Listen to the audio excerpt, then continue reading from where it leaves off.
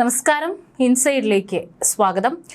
തിരുവനന്തപുരത്തെ IB ഉദ്യോഗസ്ഥയുടെ മരണം സംബന്ധിച്ച് കേസിൽ ഇപ്പോൾ സുഹൃത്തും സഹപ്രവർത്തകനുമായ സുഗാന്ത് സുരേഷ് ഹൈക്കോടതിയിൽ മുൻകൂർ ജാമ്യം തേടിയിരിക്കുകയാണ്. ഇത്രയും ദിവസമായിട്ടും 10 ദിവസമായി മേഘ മരിച്ചത്. ഇതുവരെയായിട്ടും സുഗാന്തിനെ കണ്ടെത്താനായിട്ട് പോലീസിനോ IBക്കോ സാധിച്ചിട്ടില്ല.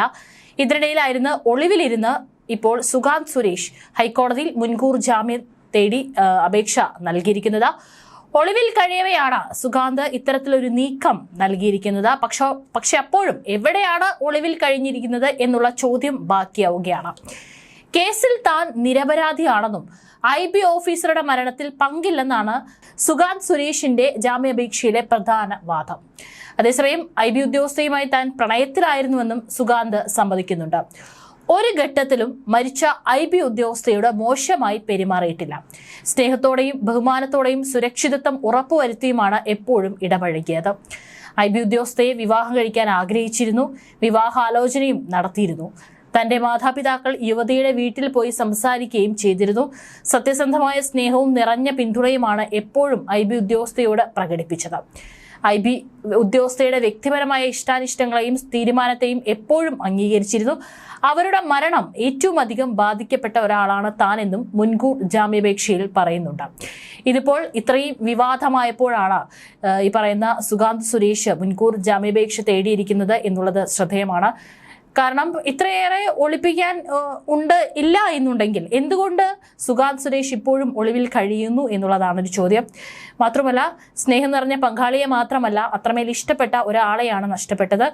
IB ഉദ്യോഗസ്ഥയുടെ മരണത്തിൽ താൻ നിരപരാധിയാണ്.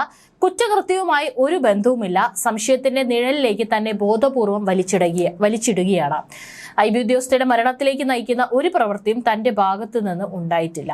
അനാവശ്യമായി തന്നെ സംശയിക്കുന്നുവെന്നും ഹൈക്കോടതിയിൽ നൽകിയ മുൻകൂർ ജാമ്യാപേക്ഷയിൽ സുഗാന്ത് സുരേഷ് പറയുന്നുണ്ട്. കൂടാതെ വിവാഹകാര്യം വീട്ടുകാരെ അറിയിക്കുകയും തന്റെ മാതാപിതാക്കൾ അവരുടെ വീട്ടിലെത്തി സംസാരിക്കുകയും ചെയ്തു. ജ്യോതിഷിയുടെ അഭിപ്രായം തേടാനായിരുന്നു യുവതിയുടെ വീട്ടുകാരുടെ തീരുമാനം. ജ്യോതിഷിയെ കണ്ടതിന് ശേഷം എന്താണ് പറഞ്ഞത് എന്നതുൾപ്പെടെ ഒരു കാര്യവും പറയാൻ അവരുടെ വീട്ടുകാർ തയ്യാറായില്ല. മാത്രമല്ല, താനുമായി ബന്ധം പുലർത്തുന്നതിനെ എതിർക്കുകയും ചെയ്തു. മൊബൈൽ നമ്പർ പോലും ബ്ലോക്ക് ചെയ്യാൻ അവർ പറഞ്ഞു. എന്നാൽ തനിക്കൊപ്പം നിൽക്കാനാണ് യുവതി തീരുമാനിച്ചത്. ബന്ധം തുടരാൻ തീരുമാനിച്ച ഇരുവരും നെടുമ്പാശ്ശേരി വിമാനത്താവളത്തിനടുത്ത് വീടെടുത്ത് ഒരുമിച്ച് ജീവിക്കാൻ തുടങ്ങി. വീട്ടുകാർ മറ്റൊരു വിവാഹത്തിന് നിർബന്ധിക്കുന്നതിൽ യുവതി വലിയ സമ്മർദ്ദത്തിലായിരുന്നു. യുവതി ഏതെങ്കിലും വിധത്തിൽ ആത്മഹത്യ ചെയ്തതാണെങ്കിൽ അതിനെ പിന്നിൽ മാതാപിതാക്കളെ ഏൽപ്പിച്ച സമ്മർദ്ദവും വിഷമവുമാണ്.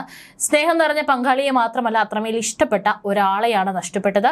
യുവതിയുടെ മാതാപിതാക്കൾ തനിക്കെതിരെ പരാതി നൽകിയതായി അറിഞ്ഞു. സംശയത്തിന്റെ നിഴലിലേക്ക് തന്നെ ബോധപൂർവം വലിച്ചിടുകയാണ്. മരണത്തിലേക്ക് നയിക്കുന്ന ഒരു പ്രവൃത്തിയും തന്റെ ഭാഗത്തു നിന്ന് ഉണ്ടായിട്ടില്ല. അനാവശ്യമായി തന്നെ സംശയിക്കുകയാണെന്നാണ് ജാമ്യാപേക്ഷയിൽ സുഗാന്ത് പറഞ്ഞിരിക്കുന്നത്. ഈ സാഹചര്യത്തിൽ മുൻകൂർ ജാമ്യം അനുവദിക്കണമെന്നും സുഗാന്തിന്റെ വാദമുണ്ട്. ഏതായാലും ഇപ്പോൾ ഇത്തരത്തിലൊരു 10 ദിവസം കഴിഞ്ഞപ്പോൾ പോലീസ് അടക്കം ലുക്കൌട്ട് നോട്ടീസ് പുറപ്പെടുവിക്കുകയും സുഗാന്തിനെ തെരയുന്നുണ്ട്, സുഗാന്തിന്റെ വീട്ടിലടക്കം പോലീസ് തെരയുന്നുണ്ട് എന്ന് മനസ്സിലാക്കിയത് കൊണ്ട് തന്നെയാണ് ഇപ്പോൾ ഇത്തരത്തിലൊരു ജാമ്യാപേക്ഷ നൽകിയിരിക്കുന്നത്. അതിൽ കൃത്യമായിട്ട് ഈ പറയുന്ന IB ഉദ്യോഗസ്ഥരുടെ മരണത്തിലേക്ക് നയിക്കുന്ന രീതിയിലുള്ള കാര്യങ്ങളൊന്നും തന്റെ ഭാഗത്ത് നിന്ന് സംഭവിച്ചിട്ടില്ല എന്ന് തന്നെയാണ് സുഗാന്ത് പറഞ്ഞു വെക്കുന്നത്. മാത്രമല്ല, വീട്ടുകാരായിരുന്നു ഇതിനെ പ്രധാനമായും എതിർത്തിരുന്നത്. വീട്ടിൽ പോയി ഇവരുടെ അടുത്ത് വിവാഹത്തെക്കുറിച്ച് സംസാരിച്ചിരുന്നു. പക്ഷെ പിന്നീട് ഇവരാണ് അതിനെ മുടക്ക് പറഞ്ഞത്. മാത്രമല്ല, വീട്ടുകാരുടെ ഭാഗത്ത് നിന്ന് മറ്റൊരു വിവാഹം കഴിക്കുന്നതിന് വേണ്ടിയിട്ട് ഈ പറയുന്ന IB ഉദ്യോഗസ്ഥയ്ക്ക് സമ്മർദ്ദം കൊടുത്തിരുന്നു എന്നും സുഗാന്ത് പറഞ്ഞിട്ടുണ്ട്. അതും എടുത്ത് പറയേണ്ടതാണ്. കാരണം വീട്ടുകാരടക്കം നൽകിയിട്ടുള്ള മൊഴിയിൽ പറഞ്ഞിരിക്കുന്നത് ഈ പറയുന്ന സുഗാന്ത് ലൈംഗികമായും സാമ്പത്തികമായും ചൂഷണം ചെയ്തിട്ടുണ്ട് തന്റെ മകളെ എന്നാണ് അച്ഛനടക്കം പറഞ്ഞുകൊണ്ട് രംഗത്ത് വരുന്നത്. പക്ഷേ ഇതിൽ എന്താണ് മേഘയെ ഈ പറയുന്ന സുഗാന്തിന്റെ ഭാഗത്തു നിന്നുണ്ടായിട്ടുള്ള പെരുമാറ്റമാണോ അതോ വീട്ടുകാരുടെ സമ്മർദ്ദമാണോ മരണത്തിലേക്ക് നയിച്ചത് എന്നുള്ളത് ഇപ്പോഴും ഒരു ചോദ്യചിഹ്നമായി തന്നെ തുടരുകയാണ്. ഏതായാലും ഈ പറയുന്ന സുഗാന്ത് സുരേഷിനെ ഇന്നലെയാണ് കേസിൽ പ്രതി ചേർത്തിരുന്നത്. ആത്മഹത്യ പ്രേരണ കുറ്റം ചുമത്താനാണ് നീക്കം. ഒളിവിലുള്ള സുഗാന്ത് സുരേഷിനെതിരെ പോലീസ് ലുക്കൌട്ട് നോട്ടീസും ഇറക്കിയിട്ടുണ്ടായിരുന്നു. ഇതിന് പിന്നാലെയാണ് സുഗാന്ത് ഇന്ന് ഹൈക്കോടതിയിൽ മുൻകൂർ ജാമ്യാപേക്ഷ നൽകിയത്. ഇതുകൂടാതെ ഇതുവരെയായിട്ടും സുഗാന്തിനെ പിടിക്കാൻ സാധിക്കാത്തതിൽ പോലീസിനെതിരെയും IBക്കെതിരെയും വിമർശനം ഉയരുന്നുണ്ട്. മാത്രമല്ല സുഗാന്തിനെ കുറിച്ച് കൂടുതൽ ഗുരുതരമായിട്ടുള്ള വെളിപ്പെടുത്തലുകളാണ് വരുന്നത്. ആരോപണ വിധേയനായ സുഹൃത്ത് സുഗാന്തിന് ഒരേ സമയം ഉണ്ടായിരുന്നത് 3 പ്രണയബന്ധങ്ങളായിരുന്നു എന്നുള്ള റിപ്പോർട്ടുകളാണ് പുറത്തുവരുന്നത്.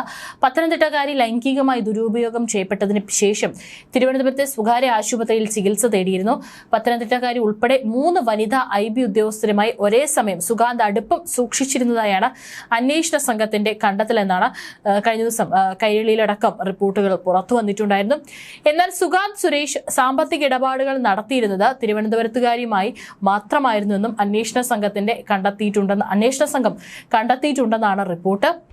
IB ഉദ്യോഗസ്ഥരും പോലീസും കൊച്ചിയിലെ സുഗാന്തിന്റെ താമസ സ്ഥലത്ത് നടത്തിയ പരിശോധനയിലാണ് മറ്റ് 2 വനിതാ ഉദ്യോഗസ്ഥരുമായുള്ള ബന്ധം വ്യക്തമാക്കുന്ന തെളിവുകൾ ലഭിച്ചത്.